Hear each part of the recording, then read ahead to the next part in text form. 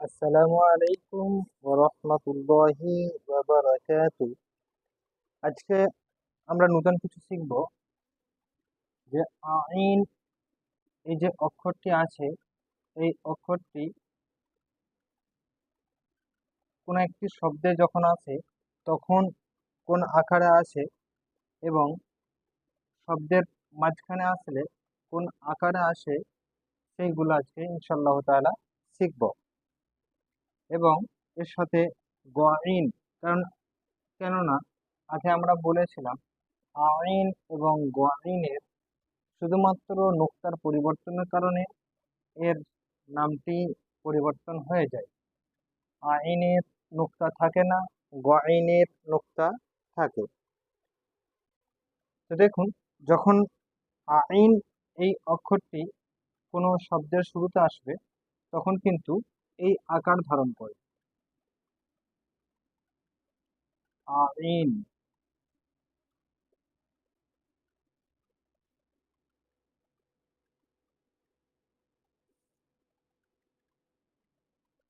শিন, আইন, শিন।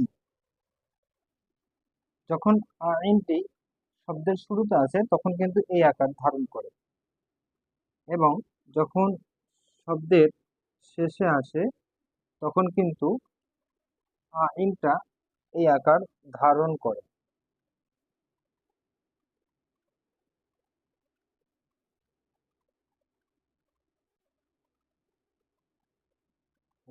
আইন, তাহলে শিন, আইন,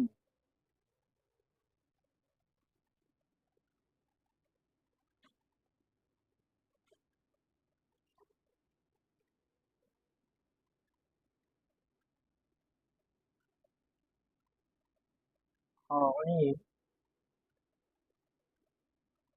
দাল,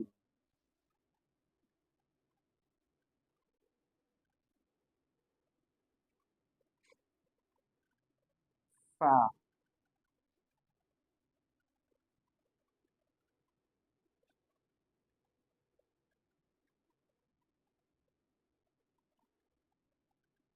আইন, লাম। যখন কোনো শব্দের মাঝখানে আসে আইনটা তখন এই অক্ষরটি এই আকার ধারণ করে। তো আমাদের আইন পর্যন্ত হয়ে গেছে। এরপর আমরা শিখব গআইন। কিন্তু আইন এবং গআইনের এই অক্ষরের পরিবর্তন হয় শুধুমাত্র নোক্তার কারণে, আর বাকিটা সমস্তটাই একই। গইন, লাম,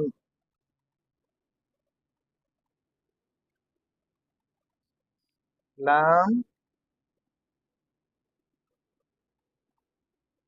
গইন,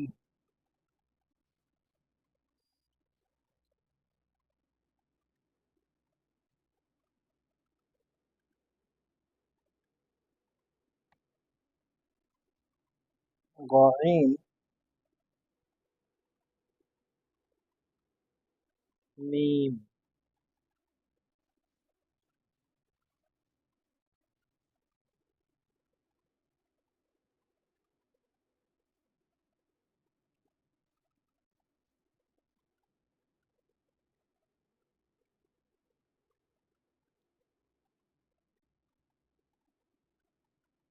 গইন। দেখুন, আমরা কিন্তু আগেই পড়ে নিয়েছি যে আইন এবং গইনের শুধুমাত্র নোক্তার পরিবর্তনের কারণে এর নামটা কিন্তু আলাদা হয়ে যায়। আইন এই অক্ষরটি যখন কোনো শব্দের শুরুতে আসে তখন এই আকার ধারণ করে। গইনও কিন্তু একই রকম, শুধুমাত্র এর নোক্তাটা গইনের বেশি, আইনের নোক্তা নেই। যখন শেষে আসে তখন আইন এরকম এই আকারটি ধারণ করে এবং গআইন এই আকারটি ধারণ করে, একই দেখতে, শুধুমাত্র নোক্তাটা গআইনের বেশি। এবং যখন শুরুতে আসে এটা তো হয়ে গেল, এবং শেষে এইরকমই যখন মাঝখানে আসে তখন কিন্তু আইন এই অক্ষরটি এই আকার ধারণ করে মাঝখানে, শুধুমাত্র নোক্তা দিয়ে দিলে এটি গআইন হয়ে যাবে। তো একটু পড়ে নি।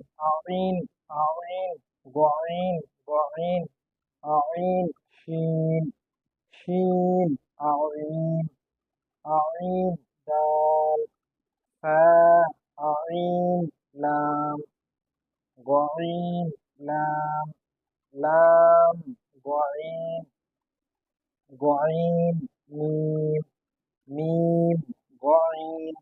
আজকে এই পর্যন্তই। আগামীতে ইনশাআল্লাহ তাআলা আরো নতুন কিছু নিয়ে আসবো। ততক্ষণ পর্যন্ত সঙ্গে থাকবেন এবং সাথে থাকবেন। দোয়া করবেন।